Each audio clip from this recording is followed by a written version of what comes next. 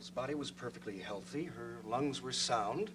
They functioned well, if not spontaneously. But since her brain couldn't tell her to breathe, she was put on a respirator. I'd say her condition was stable right up until that night. In your opinion, was Eleanor Bolak alive or dead when the respirator was turned off? Well, obviously, she was alive. Alive, despite her vegetative state. Well, no matter what condition her brain was in, she was a human being and not a vegetable. Her heartbeat was as steady and normal as yours or mine. Dr. Corage, did you ever hear the defendant express a desire to have his wife removed from the respirator? Yes, I did. Will you describe that occasion to your best recollection, please? Well, it was about a week before Nell died. Dr. Bolak was in my father's office, and I walked in the middle of their conversation. I overheard Dr. Bolak say that he felt Nell was beyond medical help, and he didn't want to see her tied to a machine. Did you express your opinion that she was alive? Oh, yes, I did. And my father agreed with me. But Dr. Bolak said there were doubts as to the medical definition of death. And he intended to use those doubts in his wife's case. I told Dr. Bolak that I felt that constituted murder. Were you and Dr. Bolak to discuss this matter again? No, we hardly saw each other up until that night. Will you describe what you saw when you entered Eleanor Bolak's room on the night of February 26th?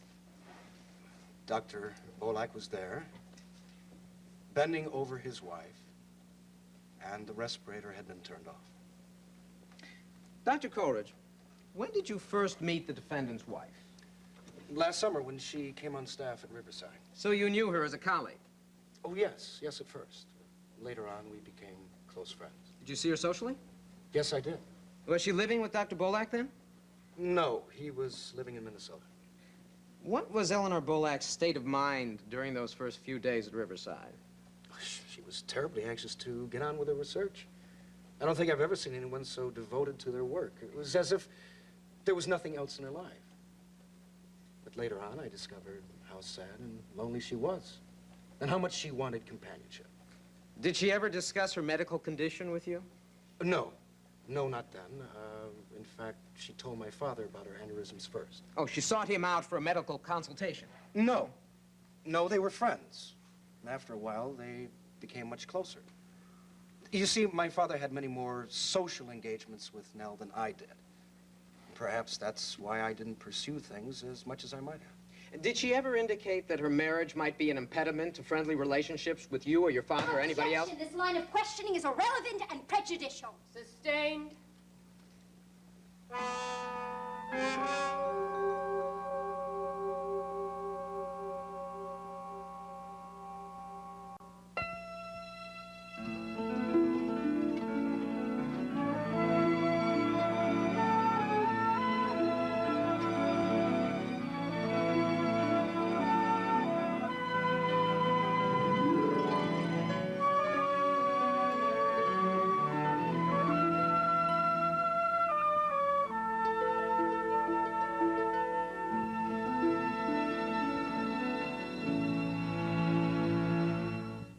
Coming up on an all-new Being Erica, she's seen her future. 9 years from now, something awful is going to happen. Am I dead? Discovered secrets from the past. They assaulted you. You don't know what you're talking about. But will everything Erica's been through I just want to make you happy. I'm sorry. prepare her for what comes next? Why is this happening? The last episode before the life-shattering season finale. All will be revealed. Being Erica, all new this Wednesday at 11, only on SoapNet. You know how it is. You look in the mirror one day and you go, how am I gonna lose this weight? eDiet's meal delivery from eDiets.com. It's the easiest, smartest, most delicious way to eat great and finally lose the weight. I know you're thinking, eat great and lose weight? Really? Really. You'll love the food. There's no MSG, no fake sugars. The food tastes fantastic. It's awesome. Very delicious. It tastes wonderful. Call now or go to eDiets.com. Choose from over 100 fresh prepared meals, not dehydrated diet food, but really delicious food. eDiets will deliver your favorite meals and snacks in a chill fresh container. All you have to do is relax, enjoy, and eat great. all the way to slim. I lost 115 pounds. 65 pounds. 25 pounds. 94 pounds. Along the way, ediets.com gives you real support. Terrific online tools, access to registered dietitians and trainers, and friends who care about your success. They're there with you to hold your hand, and they really care. Truthfully, I like everything about eDiets. I've lost 30 pounds. All of a sudden, I find myself a changed person. Hey, I made it to 50 pounds, and look at me now, I'm 60 pounds. Millions of people have turned ediets.com to lose the weight. Now it's your turn. Call or go to ediets.com and sign up for 7 full days of meals, 3 meals per day, fresh prepared just for you, plus snacks. So don't wait. Join eDiets. Eat great food and lose weight fast. I believe that eDiets can change people's lives. My husband will often say, "You're the hot wife." That's just boosted my confidence a lot. E-Diets has changed my life forever. Call to find out how you can get 1 week of meals absolutely free. That's right. 1 week of fresh prepared food, 1 week of weight loss, 1 week of success, free. Free? What are you waiting for? Call or go online to get started now.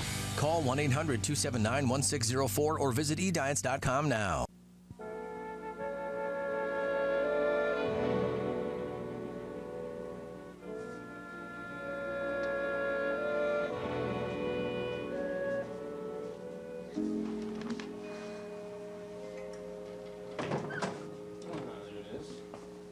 Hello. Hey, Dee. What are you, hiding up here? No, I was just thinking. Oh, that's the book that you left here the other night. Yeah, it belongs to Bucky. How come you weren't downstairs? I just had a gigantic breakfast with your son on my knee. I don't know. Just don't feel too good, I guess. What's the matter? Nothing much. I'm just sad, that's all. Sad? With all these flowers popping out at you? Thought flowers made you smile. Those don't. They're a little too fancy. I don't even like to look at them. Where'd they come from? I'm not sure. I have to check with the flower shop. In fact, I'm really not too sure about anything. I'm kind of mixed up. Got a problem, huh? Can you tell me about it? It's no real problem. I mean, it's nothing that you can help me with. Sometimes I just get a little worried about my future. Like I might not survive. You know, dumb things like that. From what I've seen lately, you're capable of a lot more than survival. You've been strong. You fought for the things you wanted. It's very sweet for you to be so nice to me, I'm not but... being sweet. Look, you saved Frank's career. Now you're pulling your marriage together again. In the last couple of weeks, you've seen little John through a very serious accident. He's in beautiful shape, thanks to your emergency treatment. On the side, you've even been learning how to cook Chinese. You know what I think? What? I think you're tough and smart and a very important part of this family. Where else could you possibly belong but right here? Sometimes I think about a whole different kind of life. Someplace where I don't have to try so hard, where things are a lot easier for me, where people don't expect so much out of me. Pat, sometimes I just want to sit back and relax and not get into trouble all the time. How do you mean trouble? Oh, I mean, making public appearances with Frank and not knowing what to do. Forgetting names. Laughing when no one else does. Hey, Dee. You're a terrific asset to Frank, and you know that. Yeah, I know. Look, I don't make any sense when I'm depressed. I start dreaming that my fairy godmother's gonna come down here and she's gonna go, poof, you're a princess. I bet even princesses gotta pay their dues sometime or other. Yeah, I guess. Hey, Dee. Whatever the problem is, you'll handle it. The energy will come and you'll do just fine. Sure. I wish I could stay a little longer. Look, that's okay. Gotta get back to the hospital. Yeah. So I'll see you later. You have a nice day. And thank you for the talk. I don't think it helped much. No, it did. I feel a lot better. See you later. Hang in there. Sure.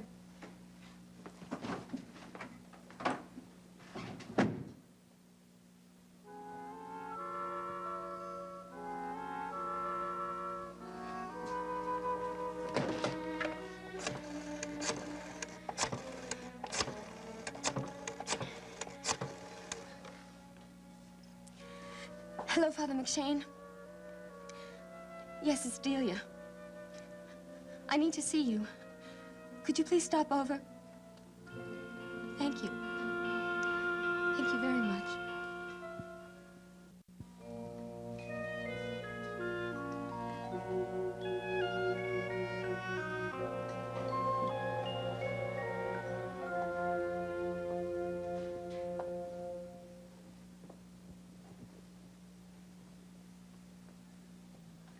Dr. Corage, do you recall your testimony that the respirator was turned off when you entered Eleanor Bolak's room on the evening of February 26th? Yes, I do. You did not see the defendant turn off the respirator, did you? No. Then how is it that Detective Reed's report for that night quotes you as saying, "I saw him turn it off. I saw him do it"? Well, I was very upset, but I corrected that statement later. Well, you also stated that Seneca Bolak killed his wife. Did you correct that statement later? Yes, I'm sure I did. Now, Dr. Coleridge, is there any part of this morning's testimony that you would like to correct? No. No, I don't believe so. Well, what about your statement that Seneca Bolak was bending over his wife when you entered her room? Well, he was. Well, why don't you think about what you actually saw? Was Dr. Bolak bending over his wife? Or was he holding her in his arms? Well, it's very hard to remember exactly. He was leaning over her body. Yes. Yes, he was holding her in his arms. That's true. He was holding her, tenderly. Objection, Your Honor. Sustained. Thus far, you have made 3 misstatements, all of which put Dr. Bolak in a negative light. But I have corrected those Well, statements. nevertheless, the question remains. Why did you make these misstatements? Was it due to a faulty memory? Was it due to stress? Or was it because you were prejudiced against Dr. Bolak? I most certainly am You not. have nothing against him. You are not hostile in any way towards Dr. Bolak. It is Dr. Bolak's breach of ethics that I object to, and nothing more. I see. Well, would you please tell the court about this so-called breach of ethics? In my opinion, no doctor has the right to end a patient's life. Now, I didn't actually see Dr. Bolak turn the respirator off, but I did hear him say that he wanted to. Now, I felt that this attitude was contrary to everything the medical profession stands for. You felt that it was unethical for a doctor to consider a patient without brain function to be dead? Oh, absolutely. Now, Dr. Coleridge, in your previous testimony, you mentioned Dr. Bolak's reference to doubts some doctors have about the definition of death. Do you recall that? Yes, I do. And I'm sure you must have some knowledge of the Harvard Studies criteria for death. I am well aware of current opinion in medical areas.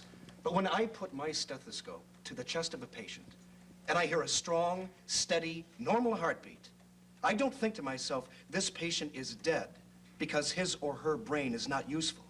I think to myself, somewhere, this person is alive. And as a physician, I am obliged to keep that person alive. And those physicians who would disagree with you, do you consider them to be unethical? No, not necessarily. Yet you have referred to Dr. Bolak's breach of ethics. In this case, yes. In his wife's case, in this specific instance. I was appalled at Dr. Bolak's thinking. Once Nell was put on that respirator, no doctor in this world had the right to take her off of it. Well, this is not the first time that you and Dr. Bolak have differed on a matter of medical ethics, isn't that so? Well, I really can't say. Well, isn't it true that Dr. Bolak has judged certain behavior of yours to be unethical? Well, look, I don't see what this has to do. Several months ago, Dr. Bolak was informed that you had blackmailed a friend. This friend was bringing you a payment of $6,500 when he was injured, while receiving emergency treatment in the hospital. You stole this $6,500 from his possession. Isn't that true, Dr. Coleridge? That is not an Dr. Bolak was further informed that you were using this money to pay off extensive gambling debts. Isn't that so? Objection, Your Honor. Hearsay and irrelevant. Overruled. This is relevant to the witness's possible bias. Was Dr. Bolak told that you were involved in theft, gambling, and blackmail? Look, I certainly don't see... Yes or no, Dr. Coleridge? Yes, I believe he was told something like that. And what was Dr. Bolak's reaction? We discussed the matter in private. Well, could you please tell the courtroom the substance of that conversation? I really don't remember all the details. Oh. Well, perhaps we can refresh your memory. Dr. Bolak stated that your behavior was a serious breach of the moral code that a doctor is sworn to uphold. And because of this breach, he refused to renew your contract at Riverside Hospital. Isn't that true, Doctor? I don't think... Yes. Now, in that instance, it was Dr. Bolak who spoke for medical ethics, wasn't it? Perhaps. Now, before I end this cross-examination, perhaps you would like to correct another bit of your previous testimony.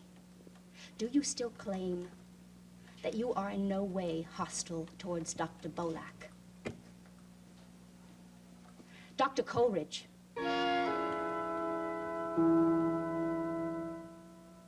Paternity revealed. Lucky and Nicholas deserve to know the truth. If I tell them, it'll blow them apart. Either you tell them, or I will. And Johnny's recruiting you to work for the Sakaris. will his need to prove himself push him to the mob? I have to make this choice on my own. Watch General Hospital, weekdays on ABC and weeknights at 10 on SoapNet.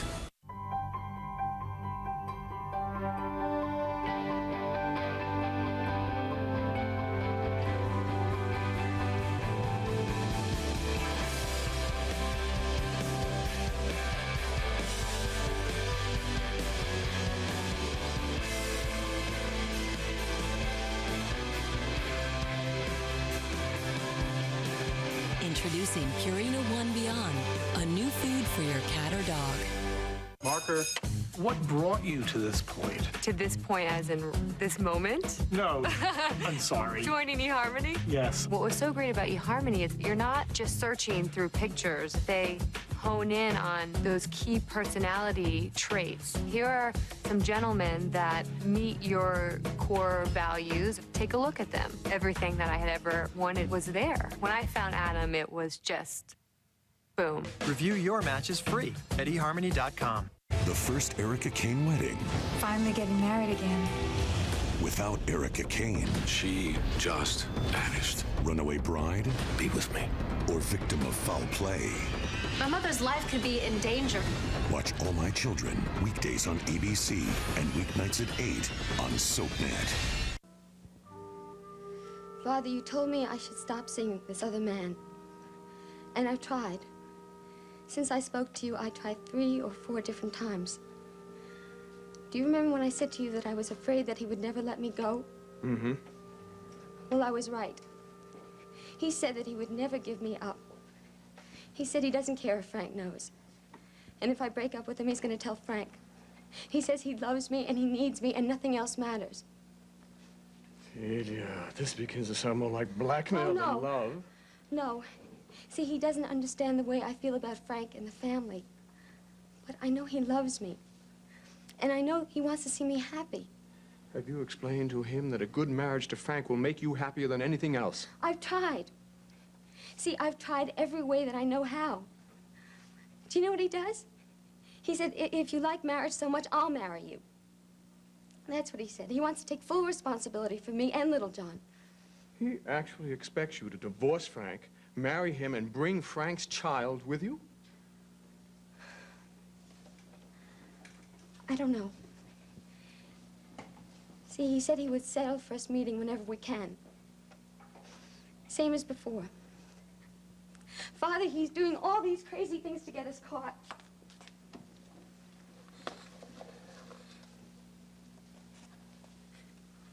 Father, I'm so scared.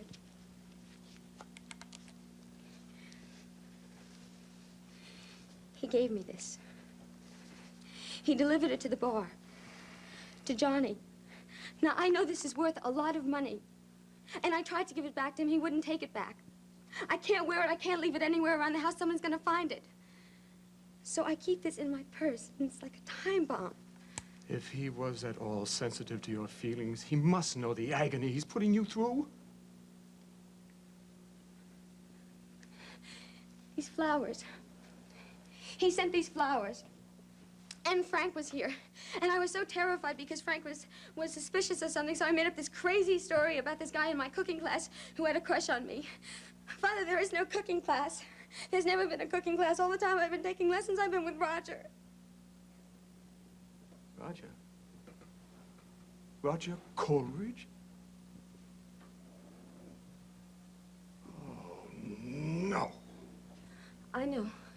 I know you're saying Roger, of all people, all the things that he did to Frank. But he's not a bad person. He's a good person. Yeah, I'm not interested in hearing a defense of Roger Coleridge. What I'm interested in right now is your feelings about your marriage. Are you still hopeful? Yes. See, things have been better. Frank and I seem to love each other and like each other more and more. All right.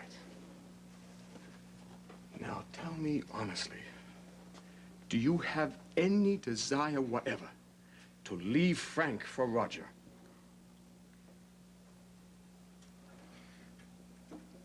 Sometimes I like to dream about it. No, I want what I've always wanted. I want to be Ryan. I want to be with his family. I want to stay married. I want to be happy. Is there any chance you could tell Frank the truth and trust him to understand? No. No, Father, not about Roger and me. No, never, never. And so Roger intends to send you gift after gift until you agree to see him or until someone finds out about your affair.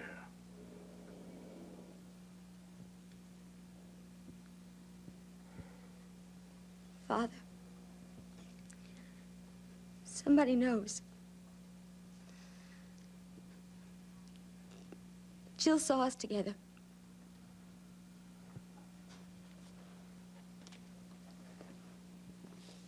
Delia. Father, please don't look at me that way. I know it's an ugly and disgusting mess. But you're the only person that I can talk to about this. There's nobody else. I told you everything. I told you about how Frank fell. All the bad things. But Father, I can do good. I really tried to save the marriage. I tried to be loving and forgiving and patient.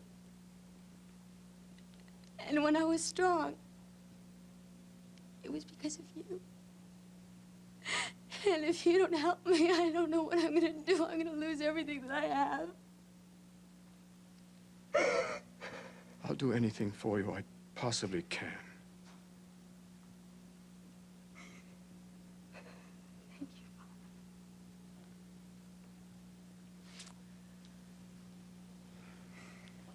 Would you like me to speak to Roger? Oh, he'll be so shocked that I told you. Perhaps he needs a little shock. Maybe he would listen to you. It's worth a try. I'll have a word with him. Today, if he's free. I'm so grateful to you. See, I know if I can settle this with Roger, my marriage is going to be fine. It's going to be better than ever. Next, spend some time in Genoa City with the Young and the Restless. Later, see who's stirring up trouble in Pine Valley on All My Children, only on SoapNet. Mom knew a Demare secret, and look what happened to her. Their secret died with Faye. Nobody has any idea what we've done. But when Nicole gets too close, What could Mom know about will she be next on their hit list? Who the hell is out there? Watch Days of Our Lives weeknights at 6 and 11 on SoapNet. This week, I killed someone, Mom. two parents face a difficult choice. Can you actually see turning in your own son? Then, He tried to kill himself. Rex wants his family back. I will do whatever I can. I love you. Will you marry me? Watch One Life to Live, weekdays on ABC and weeknights at 9 on SoapNet.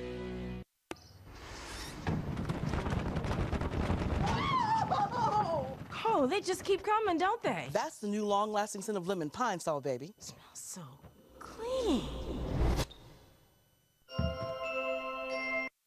We don't swim in soda. Artificial colors don't rain nourishment down from the sky. And kids don't jump into pools of high fructose corn syrup or play in fountains of sugar on a hot summer day. Water is the pure choice for your mind and body. So drink better, live better, embrace the pure life. Nestle Pure Life. Itchy, irritated skin? Not only does Corage 12-hour advanced cream relieve itch fast, but a clinical study shows its unique Itch Shield technology lasts longer than the leading cream for 12-hour protection. For long-lasting protection, try Corage. We have our own way of thinking. We think sustainability is nothing new. We think justice is older than any government. We think we can grow radishes on the moon. We think education is for the mind and the spirit. We think Indian. Help tribal college students preserve their way of thinking. Coming up on an all-new Being Erica, she's seen her future. 9 years from now, something awful is going to happen. Am I dead? Discovered secrets from the past. They assaulted you. You don't know what you're talking about. But will everything Erica's been through I just want to make you happy. I'm sorry. prepare her for what comes next? Why is this happening? The last episode before the life-shattering season finale. All will be revealed. Being Erica, all new this Wednesday at 11, only on SoapNet.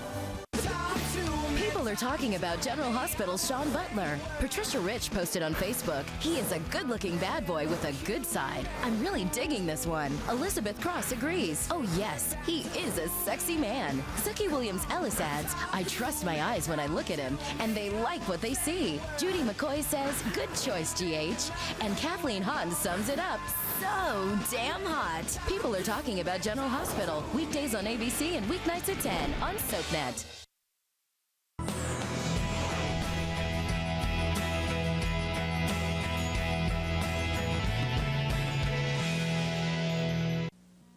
Mr. Levine, do you wish to re-examine? No, Your Honor. Court will recess until 3 p.m. I'll be right back.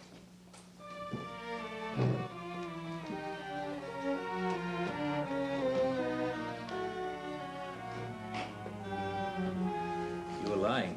Excuse me, Doc. No. Not until you admit it. Look, I admitted plenty under oath. I think you killed your wife. That was between Nell and me. I don't give a damn what you think. I'm talking about your calling Nell your friend, see? Now, that was a lie. Nell never had the slightest interest in you. Now, the judge said that was irrelevant. Why don't you just wipe it out of your mind altogether? Roger, you and my wife only had the most superficial relationship. Now, don't you try to make anything more of that. Oh. Because I happen to know what she thought of you. Oh, really? Yes. Then how come I can describe her room at the San Circe? How come I know that she liked German beer and silent films and had lots of other little interests?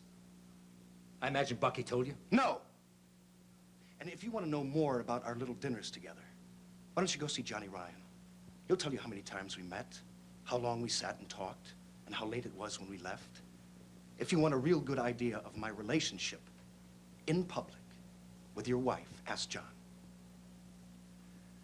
Nell despised you. Did she ever say as much to you?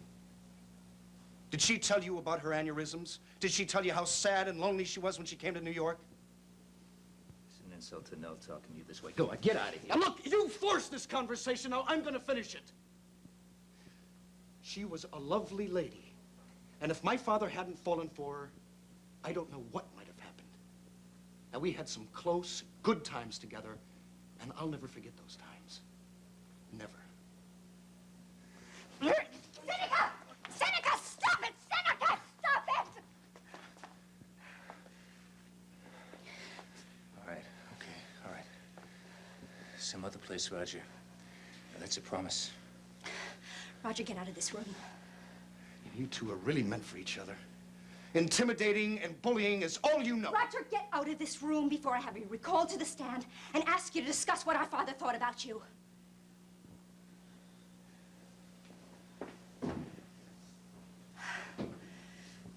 That wasn't very smart. I'm sorry. The idea of Nell close with him. Look, I understand. But you have a lot more at stake than getting even with Roger. Now, I just found out Levine's next witness, somebody I never even heard of. Elizabeth Levitt. I was with Levitt. She was my secretary at Mount Royal. Why would he call her? Well, how well did she know you?